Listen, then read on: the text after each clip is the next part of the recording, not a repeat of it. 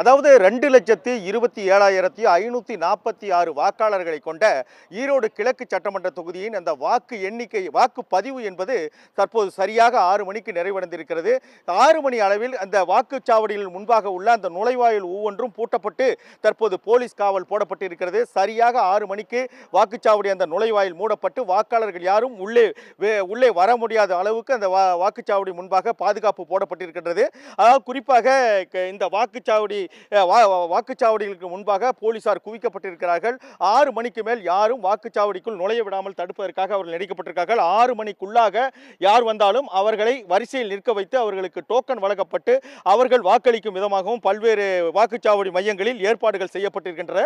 அந்த வகையில் தான் இந்த வாக்குச்சாவடி மையங்களில் இன்று காலை 7 மணி முதலே விறுவிறுப்பான அந்த வாக்குப்பதிவு என்பது நடைபெற்று வந்தது. அதாவது 2,27,546 வாக்காளர்கள் இங்கு உள்ளனர்.